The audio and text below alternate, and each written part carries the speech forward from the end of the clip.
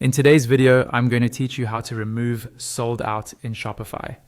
When a product shows up as sold out on your store, it can hurt your sales and confuse customers, especially if you actually have more stock available.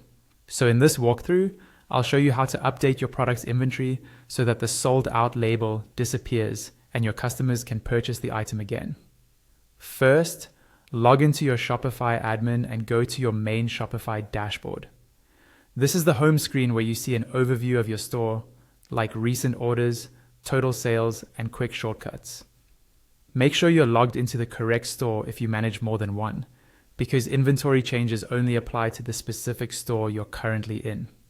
Next, from the dashboard, go to your products section and click on the product that is showing as sold out. You can find it by scrolling through the list, using filters, or typing the product name into the search bar. Open that specific product page in the admin so you can edit its details and inventory settings.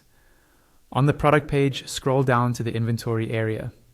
Here, you'll see how many units are currently available.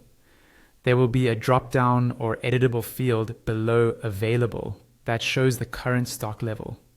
Click on that drop-down or field to activate it so you can change the quantity.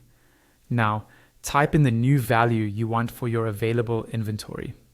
For example, if you've just received new stock, enter the number of items you actually have on hand. Be accurate here so your store doesn't oversell or show misleading information. If you're managing multiple locations or variants, make sure you adjust the right one, such as the correct size, color, or warehouse location. Once you've updated the quantity, scroll up or down and click on Save. This step is essential. If you navigate away without saving, Shopify will not apply your changes, and the product will still show as sold out on the storefront. Wait a moment for Shopify to confirm that your changes have been saved. Finally, click on Preview for that product.